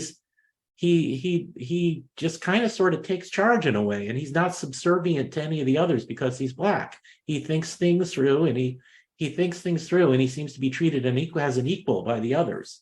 And for a book written in 1914, that's kind of remarkable, even though it's just a little bit of a side issue. He's a side character and he's going to disappear from the story soon. But I just thought it was kind of interesting that Burroughs presents the black guy as being considered equal amongst all the other white guys. He's not, in the first Tarzan book, Esmeralda the maid was very much a stereotype. So Burroughs did go there sometimes, as many writers did in that era, but he doesn't this time. Blanco is almost likable in the way he kind of takes charge when Terrier and Billy are out chasing Barbara, or trying to rescue Barbara, rather. So, and this is really the last significant scene we get with the crew of the Half Moon. They're eventually going to be arrested off screen. So we actually don't see any of these guys anymore. So comments from you guys on this chapter? Go ahead, Scott. Okay. This is one of those chapters where it's packed with a lot of action. There's a lot of stuff going on. It's not just like one character where we're following their track through on what's happening for the story. Here he jumps around showing Barbara and the other ones in the different encounters that are kind of like happening at the same place, but in different circumstances and different places on the ocean. Mm-hmm. So there is a lot, like you said, some of it drops off. We don't see some of them again, but there's a lot of different incidents happening in this story here, mm-hmm. in this chapter. Yeah. And I think it's a tribute to Burroughs as a storyteller that he keeps it all straight. Yes. He basically goes from the mutineers to Terrier and Billy to Barbara and back again, and we always know what's going on. So it never gets confusing. Thank you, Scott. The point I was going to make, I may be getting ahead of myself here, but I'll go ahead and make the point, is that you can look at Barbara as the motivator for Billy's change in thinking and approach and attitude. But to make the effect to affect that change, it helps to have a role model, someone to pattern yourself after, and that's the role that Terrier has.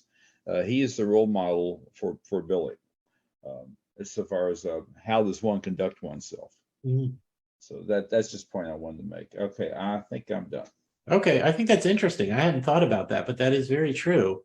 And so Terrier's redemption arc is actually helping to drive Billy's redemption arc. So they're not just parallel, they're connected to each other. Right. So, and I think, as you said a moment ago, Terrier, he's going on this path of redemption, but he doesn't get a whole lot of attention or credit for it, or no rewards for it. Yeah. It's kind of not mentioned or forgotten about, so to speak. All the emphasis on Billy. Yeah. Who granted did have a hard road there, no question about it, and it's come along. But yeah, I think that's very true. Okay. So, well, so chapter 11 is the village of Yoka. And we go back to Barbara, who's trying to exit the room and get away, but a woman wakes up and she begins breakfast. So Barbara's stuck in this room with the dead guy, and she pushes the corpse against the door to try and bar it. There's a window, but it's too small for her to get through. And when when a woman tries to get in, she just yells that the master's still sleeping, and she's trying to dig away at the window to enlarge it so she can get out. Eventually, somebody tries to force his way in, and when he does, Barbara decapitates him and then closes the door again. So Barbara is continuing to be awesome. The women in the house shout an alarm, and the villagers come running to find out what's happening. And Barbara's getting ready to kill herself before she can be taken, because it's the only way to save herself from being raped by these guys. Terrier and Billy, in the meanwhile, are approaching the village, and they capture a boy who turns out to be the son of the village leader, Yorimoto, who nobody knows they don't know he's dead yet. They tie up the boy, and they gag him after they see the window through which, they find the window into which they believe Barbara's being held. So Billy plans to force his way in while Terrier covers him with a pistol from the jungle's edge. And when the villagers all rush towards the building after Barbara, when they hear the women in that giving the alarm, Billy just heads for the window to rescue her. So first, this is more great action. It's a wonderful action scene. Barbara continues to act with enormous courage, and she keeps her head despite being terrified. And I think by now, both Terrier and Billy have reached the end of their redemption arcs. They've both decided to do the right thing in rescuing Barbara, and they've both developed respect for each other when they originally hated each other's guts. So although Billy has some refining that needs to be done with him, I think at this point you can say that both Terrier and Billy are now heroes rather than villains. Comments from you guys? Well, I just want to point out that Burroughs, who was obviously an excellent writer and storyteller, was also a very good businessman with his properties, notably with Tarzan and pushing that through newspaper comic strips and movies and other forms of media. But he missed an opportunity here. After we've seen Barbara in action with the sword, I think there was been a market for swords. The Barbara model of sword is something here that I think the Barbara Harding decapitation sword. Yeah. It's a fancy name like that. I think you're on the right track there. Don't lose your head over it, but I think you're on the right track there. The beheading blade. What was that? I beg your pardon? The beheading blade. The beheading blade. That works. That works. That be able to behead your enemies for only $19.99. So, exactly. So that's something that could have been pursued there. Mhm. That's all I have to contribute. Okay. Please, Scott, please, any go ahead. comments from you? In a way, I'm kind of surprised Burroughs didn't describe the scene a little more, but maybe he thought enough was enough. The idea that Barbara was going to take her own life, the desperation of where you reach that point, where I'm going to kill myself, and then to take that desperation or the adrenaline that might be running into you to take the head off the other guy who comes through the room, because that's not an easy thing to do. Yeah. So in one way, I'm surprised he didn't describe more about it, except maybe the idea of just saying, hey, if you're that desperate to take your life and decide you want to say it, you would have that adrenaline running to be able to do what you did. Mm-hmm. Yeah, it's like when young mothers lift a car off their baby. It's the adrenaline. Yeah. So I could see her being able to decapitate the guy because of that. And yeah. if there's a samurai type sword, they're supposed to be known for incredible strength and sharpness too. Yeah, and Burroughs didn't go into it, but apparently the descendants of the Japanese who first came there 300 plus years ago taught later generations how to keep these swords in shape. Yeah, that was my impression. Something that that's that very thing to me. Yeah. Well, I want to say that commenting on the story and how that was described, the events inside the hut, I felt was well described. Of course, I have a pretty vivid imagination. It doesn't take a whole lot to get my imagination fired up. But I certainly was on the edge of my seat reading through that, saying, now, how's she going to get out of this? There's only so much room in that hut. And may not even have room to swing this big sword or operate this big sword if more people come in here. Hopefully they won't bring their own sword. They probably will. So this is going to be a crowd situation. At some point, the cleaning lady's going to come in here, and I'm going to have more company than I need. So, and my point with all that is, I really enjoy this sequence. Kept me on the edge of my seat. Yeah, and we get to chapter 12, the fight in the palace, which, of course, every time I read a Burroughs book, I say, "Oh, this is his best action scene ever." When I get to, but seriously, this is his best action scene ever. Billy gets in through he enlarges the window and gets into Barbara's side, so she doesn't kill herself. He just tells her, get out the window, go to Terrier. He's waiting in the jungle, and he starts killing the guys who come through the door. But Barbara calls to Terrier through the window and then returns to help him fight. She just continues to be awesome. He's telling her to leave, but she just continues to circle behind him and stab anybody she can while he's doing this last stand at the door. Billy's wounded and he takes a spear, which drops him. But then Terrier comes through the window and he blasts away with his pistol, which stops the samurais from rushing in. They try to get Billy's body out the window during the lull in the fight because of this. They can't lift it. They just stay but they both stay with him. They do not abandon Billy. Both Terrier and Barbara, everybody's in hero mode right now. They're all doing great. They stay with him until he rouses and they all manage to get out. Outside of they're attacked again.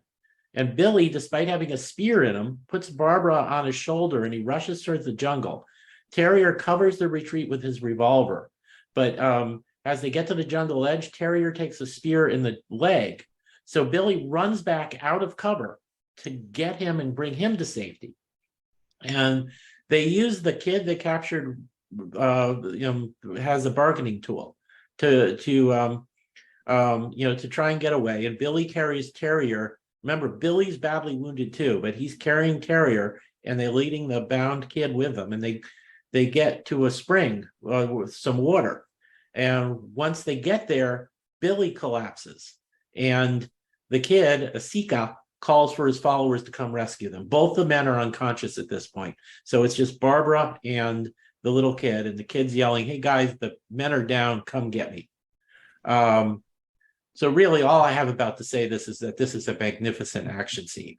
All three of the heroes in it are awesome. They look out for each other. They fight for each other. They watch each other's back. They risk their lives to save each other. And it's just an exciting, well-paced, fast-moving fight scene. Well said. I really can't say it any better than that. I would say Barbara has has tasted battle, has Mhm. blood on her knife, and she's she wants more of it almost. But Mhm. you're correct. That is again on the edge of my seat. Very well done. That's all I have to say about it. Yeah. I can't get any Scott, better. any comments from you? Again, a complete action chapter here. Mhm. Just boom, boom, boom, boom. One thing I thought was a smart that he did, and also doubles down on Billy here, is when Therier gets the spear in the leg. A lot of times you have him where he stop, maybe pull on it or whatever, but continue to hobble into the thing and stuff. You know, you get a spear like that and goes through the muscle or through your leg like that and stuff. It probably is going to take you right down. You're not going to do like you see in some movies or other stories where the guy gets through there, which then gives Billy that chance, or Burroughs to give Billy that chance to come back and rescue him, to show that he's rapidly climbing that ladder of whether you want to call it loyalty to other people, saving lives, courage, I think we could being a call man it. of action. All these stuff, all these things for these characters are just snowballing, and even more so with Billy with what he's been facing. I think we can say he's climbing a moral ladder. Is a good way of framing it. Good. I like that. That's very good. Mhm. So chapter 13, A Gentleman of France.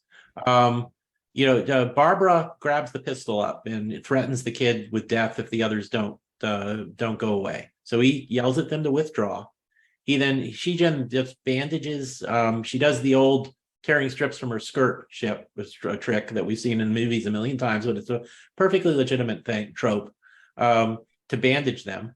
Billy revives enough to see what's going on, and tells her, "Don't worry about me. Go to Terrier." But he's still, he says, "Ain't that boob croaked yet?" So he still expresses himself roughly sometimes, and Barbara's just completely puzzled by him. But from her point of view, Billy's just all sorts of like contradictions. He's a thug. He beat Billy Mallory, she thinks, to death, but now he's acting with courage. And then he risked his life for Terrier, but then he expresses himself in a way that seems like he doesn't really care. But they do what they can for Terrier, but he's obviously dying. Billy he doesn't, he's wrestling with like friendship and loss, new emotions for him. Terrier, and before he dies, he asks Billy's forgiveness. Billy says, it's not your fault. I've been a coward. I'm learning like the right kind of nerve is the way he phrases it. And Terrier dies. And while they're distracted with this, the kid gets away. Night is coming, so Billy manages to carry Terrier away a short distance and dig a grave with a sword and bury him. And then he and Barbara flee into the wilderness, and they find a defensible place, and Barbara sleeps. She's still worried about being alone with Billy, though. And because of the way Billy has acted in the past, I think it's still understandable that she's a little worried about what he might do now that they're alone. But he doesn't do anything to her. They catch some fish to eat. He rests and starts to heal up from his wound, while she guards him with the pistol. And she's still wondering, is she safer with him or worse off with him or what? And the chapter ends when they see a man approaching, and she wakens Billy up. So I think Terrier's death scene has a lot of real emotion to it. It's melodramatic, but it hits all the right, sincere emotional notes. We really regret seeing him die, and we realize that he has sincerely redeemed himself before he died, though. So he goes out on a high note. Any comments from you guys?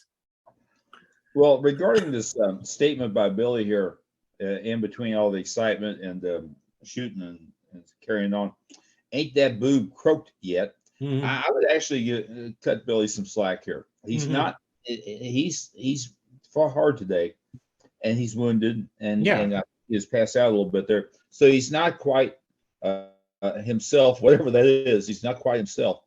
So he said that without thinking it through. It was an old, I would say, old phrasing. He just pulled it out of his memory, Dustin often used it here. Of course, she was bothered by that a great deal, was taken aback by that, being puzzled by the guy. And unfortunately, the sad thing here is that kind of overshadows the transformation he's making to get to this point. Now, here at some point, and I could be jumping ahead of you, forgive me if I am. At some point here, she says to him, "Won't you try to be a gentleman for my sake?" That comes up a little bit later in this dialogue here. And I have to think that question is motivated by her memory, which she's still chewing on. She won't let it go. Even if she just think about it, she won't let it go. It's going to ruin her day. Already has. Ain't that boob croaked yet? She's chewing on that memory. Then she poses this question to him: "Won't you try to be a gentleman?" Okay, that's all I have. Okay, Scott, any comments for you? I go with the points both of you made. The only thing I'd really add at this point, with everything's there, is instead of a gentleman of France, I think a good chapter title for this would have been The Confessional, because they're getting these emotions, these confessions coming from both sides, not just one. That's good. It's very good. It's good. I like that. So, okay, chapter 14, the Mucker sees a new light. They see what Barbara saw in the distance was like a group of headhunters coming towards them. So they make a run for it. Billy has this growing awareness of how gorgeous Barbara Harding is. And she notices him looking at her sometimes. He doesn't have any ill intentions to her, but she's afraid because she doesn't know for sure. And once again, because of Billy's past, this is going to be confusing for her. She's not going to know where he's at. And it's understandable that she doesn't know if she's safe with him yet. She'll know she is soon, but she doesn't know yet. They find a place where they can cross a river and get onto like a little rocky island that's separate from the main island, which is very defensible, and it's away from where the headhunters usually congregate. Billy does try to kiss Barbara. She pushes him away, and just says, "Oh, just when I was learning to trust you so." But he assures her that he can't, he's not going to hurt her. He's not ever going to hurt her. She is reassured. And she starts teaching him proper English and how to behave in polite society and all that. And they're 3 weeks in this area. They've gotten away from the headhunters who don't know where they are. So they're in a safe spot. They've got food and water. And she starts to teach him. This is the Pygmalion section of it. This is Professor Higgins teaching Elijah how to talk. And he's learning rapidly. But at the end of the chapter, he leaves the island to go hunting to get some meat, but he's attacked by a solitary headhunter with a spear. But he's warned by Barbara's warning cry, and he kills the guy with his bare hands. And that is the end of this chapter. I think this is where Barbara learns that Billy has changed as well. That, he admits he loves her. I don't know if she loves him back yet, especially since they both think he killed Billy Mallory earlier, and that's going to be hanging over their heads. But also he wants to learn how to be a decent human being. So he wants to learn how to speak well and how to act well. And that he's willing to do this is evidence of his change of character. He's definitely run his redemption arc at this point, I believe. Comments from you guys? I would say it's an art form as to when to go in there and go for that kiss. And this is something, since Billy's been through a transition, it's a art or a technique that's new to him. My guess is, considering his prior life, probably when he went in for a kiss, he just went for a kiss without pausing to consider what the other person's feelings about the situation. But now that he is attempting to be a gentleman, and he now he's attempting to be a gentleman, he doesn't pause to gauge her reaction, doesn't pause to take her heartbeat, doesn't pause to see how she's breathing, doesn't pause if she's receptive to this. And then her old fears, again, she won't let go of this, is that bum dead dead yet. She won't let go of the past. He has to back. She fusses a little bit, and he has to back off. Thankfully, it did not. It was an awkward moment, perhaps, but did not overshadow things later on. That's all I have. Yeah. To get a kiss out of Angela, I had to propose to her and give her a ring. So that's the moment. So It's all in the timing. Mhm. So Scott, any comments from you? Yeah, I understand, when he'd use the grammatically incorrect or structured speech for Billy here, gives him a chance to do the Pygmalion thing here and them bonding and him advancing too. But I did also find him writing with that, street pronunciation or accent. Sometimes I did find that distracting throughout the story reading it. I'd find a little more jarring, and it used to be much more commonplace than it is now. So not so much a criticism of the book, but one of the things I noted when I was reading, when he'd have them talk in that type of stunted English. I don't know if you guys ever found that distracting or not. I know what you mean, but I kind of enjoy dialect like that, just on a personal. I understand the reason for it. Yeah. So, okay, any more comments from, or we move on to the next chapter? Chapter 15, or I'm sorry, Jess, did you have anything to say? I was simply going to say proceed as far as I'm concerned. Okay. Chapter 15, the rescue. Billy kills the headhunter. Barbara sees this and is looking at kind of him in horror. Not because she didn't recognize it was self-defense, and she's, killed people kind of graphically herself at this point. But I think it's because it reminded her of him killing Mallory with his bare hands. And she asked, how could you have killed him? And this is a strong part of the character arc, is that Billy has changed. He really has gone through this reformation. But the murder they think he committed, it's still hanging over their heads. There's still consequences for his past answer. Billy says that he'd give his life to bring Mallory back. That he wants to be a decent person now, but he did do what he did, and that's still out there.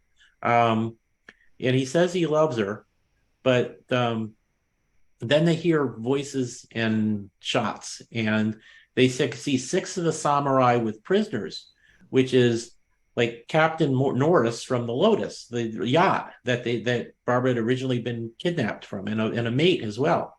So Billy goes to their rescue. Barbara follows behind, which is cool, and actually stabs a guy to death to save Billy. Billy's knocked out for a moment, and Barbara is saying, she thinks he might be dead, is hugging him and say, okay, forgive me for laughing when you said I loved you. Forgive me, I love you too. Billy opens his eyes and they kiss, which they really bad timing here, because the captain and the mate are still fighting other samurai. But they finished them, get your priorities straight, people. They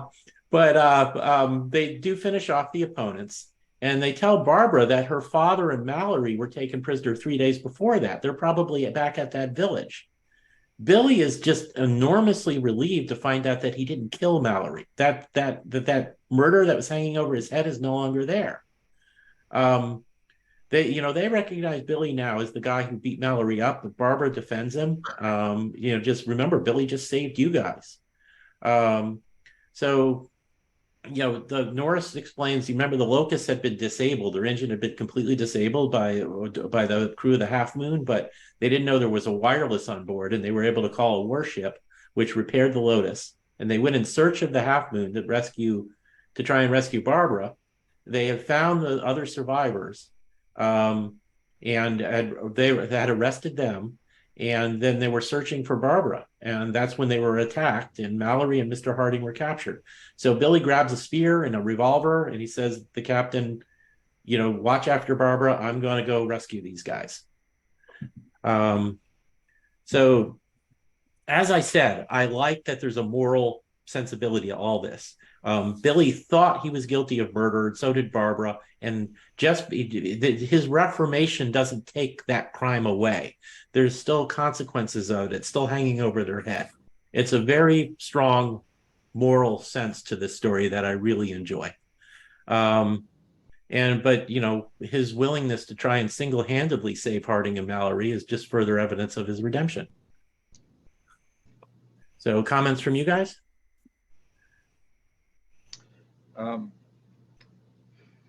I was going to ask: have we already had the discussion here where he asked her to teach him how to speak properly? Yeah, that happened at the end of the last chapter. Okay, I just want to comment on that. Mm-hmm. That the regional dialect that we were seeing in Billy's conversation there. For him, because I would imagine, pardon me, I would imagine that of course he's growing up talking that way, he never gave any thought to it. But I would imagine that was a leap for him to make that request, Mm-hmm. because the way he would speak, I would imagine, was the way all his friends spoke. Mm-hmm. And he'd grown up doing that without really even thinking about it. But this shows he was genuinely wanting to advance to another level, and that is be a little more comfortable with people of high society and clean up his way of speaking. So I should have made that comment earlier. Now, getting the monkey off his back, finding out that Mallory's still alive, that's a sense of relief. Mm-hmm. And that's a dream come true right there, and that takes care of a few. And these two here have gone and proclaimed their love for each other in the middle of a battle. Mm-hmm. Imagine the guys who are fighting. Would you all come over here and help us? You can do that later. Conversation. The first things first here, people. Mm-hmm. But they've at least proclaimed here they love each other. Now we'll see how this turns out yet, but this is step one. Sometimes things are also said in the heat of battle too. There's a little bit of that going on. But okay, that's everything I wanted to comment on. Okay, Scott, any comments from you? Yeah, I was going to say, yeah, again, that point of battle, it's an interesting time for that discussion. Mm-hmm. But, going along with that, you kind of wonder, well, where's this declaration of love coming from with the fact that, as far as we know, he had killed Mallory and all this. But again, you look at that time of shared experiences, and they show this in psychological, sociological tests and so on. Shared experiences brings a bonding like that. Also, variations of the Stockholm syndrome and stuff. So there is precedent for people from the two sides coming together and finding a bond because nobody else in their life has shared that life and death bond that they've just spent a minimum of 3 weeks just being bonding and learning to talk and growing that way, and the time before that and the time after. So that can explain that part away, no problem. And now the fact that he gets a new life due to the fact that though he did commit a crime that I thought was murder, to find out that burden's taken off of him, that didn't really happen, now opens up the whole doors of what we're going to see coming up here as the book starts ending. Yeah, I think when you're reading it, you can actually literally feel the weight lifting off of Billy's shoulders when he finds out he's not guilty of murder. Yeah. I definitely could. I definitely felt something there. Mm-hmm. Stockholm syndrome is a very interesting point you bring up there. Stockholm syndrome had not been identified during Burroughs' days, but certainly it is a known phenomenon where people start getting affectionate with their captors. They've been around them so much or something. Got rubbed off. But they develop some kind of affinity for them. Go ahead. Yeah, but in Stockholm syndrome, I think it's a legitimate parallel to bring up, but it's not exact because those are unhealthy emotions that come up from a stressful situation, whereas Barbara and Billy turn out to really sincerely love each other. Well, you're correct about being unhealthy emotions. No question about that. In regards to Barbara and Billy, the thing, when I first read this proclamation of love for each other here in the heat of battle, I'm wondering, gee, what's she going to be saying tomorrow morning when the sun comes up and she looks at it and goes, I wish I hadn't said that. I mean, is she going to look at him and Yeah. say, Well, it was an emotional moment. yeah. Well, Jane We'll Jane find had out. second thoughts. Jane had second thoughts about Tarzan at the end of the first novel, which is how she Oh ended yeah. up engaged to the wrong guy. So Oh yeah. yeah. Yeah. So You you have to admit they haven't had the healthiest relationship or situations since they met each that's other. true. That's true. Yeah. So Mm, and like you said, I drew that as a related, if you want to call it parallel or related syndrome. mm, That's not exact clinical yeah. definition. Mm, They've definitely had a lot going on. yeah. So That's all I have. no, okay. I think it's also fair to bring out that they were here for like 3 weeks. It's not a hugely long time, but Burroughs isn't doing a love at first sight thing here. He's doing it more realistically. As Billy changes and proves himself a good person, and they get to know each other, they fall in love. Yeah. So it's it's a reasonable emotional story arc. Um, the chapter 16, the Supreme Sacrifice, more great action stuff. This is just looking at this is just as an action novel. There's some superb set pieces in here. Billy gets back to the village. He's looking for the two prisoners, Harding and Mallory. He has to kill a guy without making noise. He finds them. They get swords. They make a break for it. They're caught in the street by the villagers. They go like triangularly back to back with each other as they fight towards the jungle. Mallory takes a spear in the leg, so Billy grabs him and they make a dash for it. Billy gets speared 3 times. And he tells the other, he goes, Barbara's in that direction. I'll hold him off with the pistol. You guys run for it. And to Mallory's credit, he doesn't want to leave him. Even after he finds out that, Billy says, I'm the guy that almost beat you to death and kidnapped Barbara. They still don't want to leave him. But I don't think it's to their detriment. I don't criticize them in the end for leaving. It looked like Billy was mortally wounded, and there was just, if they stayed with him, there was no way they were going to help him. They were just going to die with him. So in the end, they very reluctantly leave him. But as I said, I'm not critical of them for doing so. They were in a situation where really they didn't have any choice. I agree. Yeah, and they eventually make it back to the island where Barbara is, and they report that Billy's dead. They sincerely think he must be. I think you can say they really should have gotten a search party from the warship that was there as well and gone back to look to make sure. But from their point of view, it was a pretty sure thing that Billy was dead. So comments from you guys? Well, I would certainly say that this represents the new Billy, the character change that we've been discussing and witnessing throughout this book.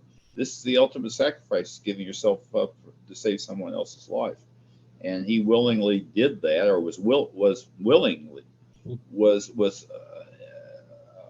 willing to do that. So I'm trying to put himself in that position, and he did. He told them to go on and get out of here while you can, and they did. So he's left to fend for himself. Under terrible odds. So I'm not going to say his transition is complete, but this is a major step forward. Yeah, and his whole motivation, he's deliberately thinking whatever is good for Barbara's sake. That's what I'm going to do. Exactly. Rescuing these guys is best for her. Sacrificing myself to let them get away is best for her. So that's his motivation. That's the rock his moral sensibilities are standing on. It's like, if this is best for Barbara, the woman I love, then this is what I'm going to do. Very well said. Much better than that. And with that, I'm done. Go ahead. Okay, Scott, any comments? He did say in the previous chapter that he would gladly give his life if it meant Mallory could be alive and be in Barbara's life again too. And he's actually doing that now. What he was saying was prophetic. I didn't catch that. That's a great catch. Yeah. So yeah. So, okay. Chapter 17, Home Again. So Billy takes intermittent shots at the samurai for a while, and then he crawls away and he falls into a hunter's pit, loses consciousness for a while, crawls out at night. And so he just through good luck, he manages to get away from the headhunters, from the samurai. And he eventually gets back to the island camp. But he discovers that they've left. He gets to a promontory just in time to see the warship and the Lotus sailing out to sea. And and he collapses from his wounds, but he still lives. He heals up again. He's on the island for 3 months. He's not bothered by the natives anymore. He's off in this like little remote section where they don't go. And he's finally rescued by a passing steamer. And 6 months later, he's in New York City. He gets a job as a sparring partner in a gym. But he proves to be like a good boxer himself. He knocks out the guy he's supposed to be sparring with. And the guy who owns the gym, Professor Cassidy, takes him on as his main fighter and starts training him for that. So the story takes an abrupt change in direction here. I think this is one of his best novels. This does feel a little abrupt to me. If I were going to make any minor criticisms at all, it's like this change in scene from the island to New York just happens so quickly. It does have this feeling of abruptness to it. I know that Burroughs says it was 6 months later, so he's had time for Billy to heal from his wounds and travel back to New York. It's an interesting new direction for the story to take. It just felt a little abrupt to me. I don't want to be overly critical because it's still a wonderful novel, but did that work for you guys?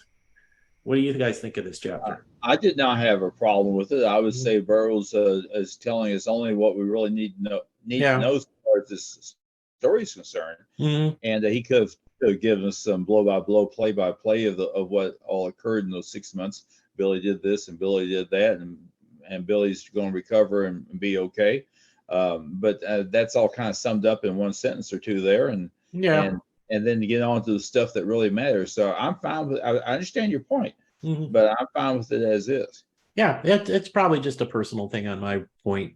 If I saw it in a movie and they just did 6 months later of narration box on the screen and then he was in New York, I probably wouldn't have any problem with it. So I'm probably being overly picky.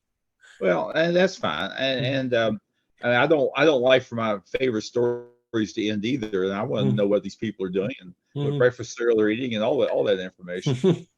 I would say though, it seems to be again, not criticism, but it seems to be Burroughs' tendency when he gets down to the last chapter or so, he starts wrapping things up pretty quick. Yeah, he does. Tied up, and you can just tell that everyone's going to live happily ever after if this pace keeps going. It's going to happen. All right, I'm done. Okay. Scott, any comments? I agree with that about it being a wrap up like that because he hasn't done novels, and that same thing came in my head. If it's a movie and Tom Hanks on Castaway, 6 months later he's delivering this FedEx thing or whatever out, country to the sculpture lady or whatever. So that works for me. He still had that transformation time. That main part's over there. I also found interesting that natives leave him alone because he's on the supernatural or the bewitched section of the island, which is like John Carter going in a cave and Native Americans leaving him alone and so on. So he's used that as a trope before, but it works on here and makes it reasonable and passable for the amount of time. I mean, he's there for 3 months plus. He's got time on the steamer. He's got 6 months in New York City. So you're talking close to a year passing by there where he's had introspection and growing time, and he's found a job now, an honest job as a sparring partner, not to be the boxer, but his strength and power and determination make it where he is so good that he is going to be the main fighter for this coach. Yeah. I like your parallel to Castaway, but I will say I always thought the best way for that movie to end would have been if Tom Hanks found out that box had a satellite radio in it. So makes that movie pretty short. Okay. So the last chapter, The Gulf Between, Billy works his way up to the top of the fighting world, and he eventually fights the heavyweight champ, and we get another great action scene. That boxing match is brutal, and it is just a great scene. So he's now in the news. So Barbara sees him in the news, or wait a minute, Billy sees a notice that Barbara had broken off her engagement with Mallory. And she sees his picture in the sports page and calls him and invites him to her home. So she meets with Barbara, and at first he tries to, like, he just thinks their class differences are such where they can never be together. So at first he like tries to act like he used to be, like a jerk to try and get rid of her, but then he breaks down and he says, no, I still love you and you've made me a better person, but it's just not meant to be. He actually has called Mallory over and says, look, you two work it out, you're the two that should be together. And then he has the butler shows him out the back door. And it looks like he's lost Barbara forever, but then Tarzan looked like he had lost Jane at the end of that first book. Things will work out in the sequel. But that we'll be talking about the sequel next time. I think this ending is it's very appropriate to the storyline. He's willing to do whatever's best for Barbara, even that means giving her up, which at this point he's convinced is the right thing to do. So we just see that he's become a thorough self-sacrificing good guy in every way. And it is an emotionally appropriate way to end at least the first part of his story. Comments from you guys? Scott, go ahead. I'm looking something up. I'll have a comment here in a minute. Nope. Scott, you still there? Oh, okay. Yeah, I think it is. I think that self-sacrifice is similar to the end of Tarzan. Tarzan, ignores the telegram proving who he really is, that he's giving that up because he doesn't feel he has a place in Jane's life. And here for Billy to do that with Barbara, I think that's really appropriate. And I always, it interests me when they come in to talking about his career here in the Great White Hope. When I lived in Reno at one time, I lived very close. I have a historical marker when the Jack Johnson, the Great White Hope fight was held in Reno. They still have a plaque on the street corner what was held. It's basically an industrial junkyard area now, but I used to just live a few blocks from there. So whenever I see something referring to that period of history in boxing and stuff, it always perks my eyes or ears up a little bit too. So just a personal addition of interest there. So, okay. And Jess, you were looking something up? I'm looking something up. I still haven't confirmed this, so I'll just go ahead and go with what I got. Okay. Billy's, I'll say, approach to Barbara here, where he's saying in effect that he's not good enough for her and she should go on and do her own thing. I believe we saw that with another Burroughs character, and I meant to check this. And I'm thinking it is Bulan from Monster Man, but I'm not seeing where Bulan had that kind of conversation with what was the young lady's name there, Virginia. So my point with all that is, I believe that same approach has been taken by another Burroughs hero, but I cannot say who it was if that's the case. Okay. So I hate to leave that question open. Well, it definitely parallels Tarzan and Jane at the end of Tarzan and the Apes. Well, and maybe that's who I'm thinking of. Yeah, you're right about that one. Yeah. So I was going to look into this, and I just never did, and that's what happens when I don't do my research ahead of time. Okay, well, that's the end of what really is an excellent adventure novel and one of Burroughs's best characterizations. I think I've said in past broadcasts that I don't think Burroughs always gets the credit he deserves for how in-depth his characters could be. And I think we get like a vivid example of that here. It's just a great novel from start to finish, and an interesting lost civilization, and superb action scenes. So it's a great book, and we will be talking about its sequel, Return of the Mucker, next time, which actually I think you could call the sequel kind of a Western.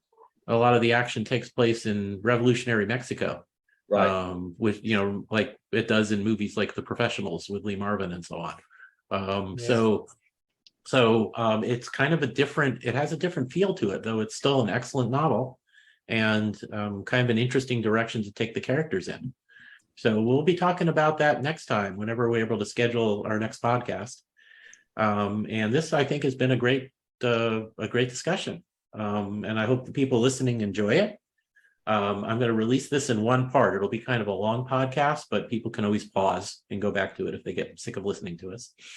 So And that's going to be it for tonight. So everybody remember our trivia contest to win a copy of Tarzan in the City of Gold for the new Edgar Rice Burroughs authorized library with just a magnificent Joe Juiceco cover. The question is, what was the name of Lord Tennington's yacht? And email that answer to edgarsmailbag@gmail.com. Remember, you have to send it to that Gmail to officially enter for a chance to win the novel. And that is all for tonight. Once again, my name is Tim DeForest. Please visit my blog at Comics, Old Time Radio, and other cool stuff, to where you can just also find links to my books on Amazon.com. I don't object to anybody buying my books. I always enjoy that.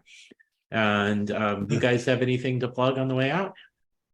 Well, I will throw in and mention that recently I've been using my Griff coffee cup frequently. And I tell you, coffee tastes pretty good coming out of my official Griff coffee cup. That's one of the several items to be had at our store in town. Whereabouts is our store located now?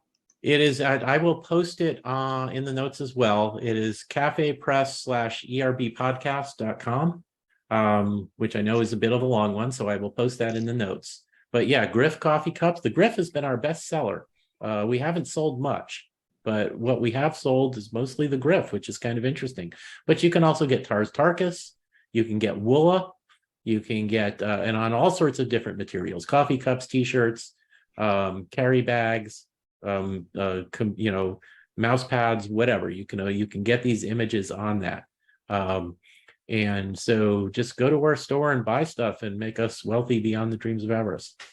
And that does remind me, the Griff t-shirt, I wore that to my local coffee shop that I frequent, and that always draws a remark or two. Cool. So I think that's a popular item. Remember to wear it at the ERB Love Fest.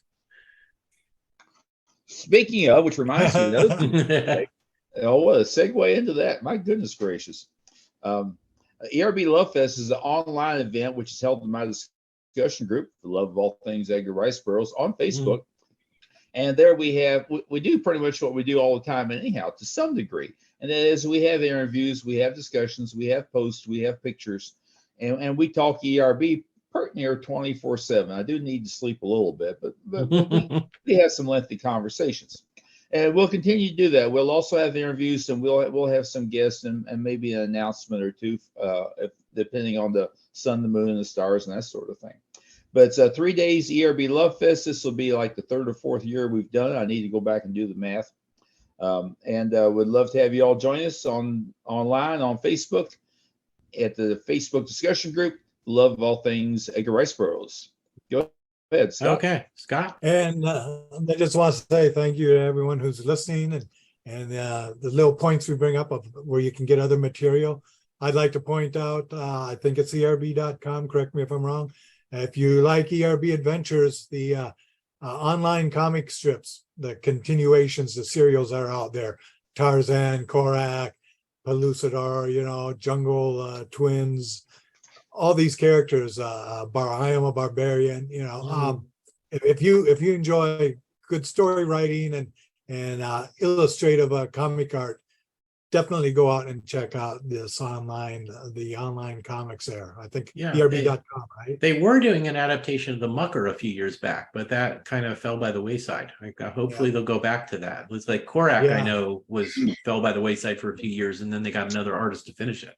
So I hope they go back and finish the Mucker at some point, because they had some nice art on that. And they got a lot of good titles up. They do, and the ones that are continuing are excellent. So I agree. Yeah. So okay, and that is it for tonight. We always appreciate everybody listening, and we will be back again, hopefully before too many months go by, for another episode when we cover Return of the Mucker. So thank you all.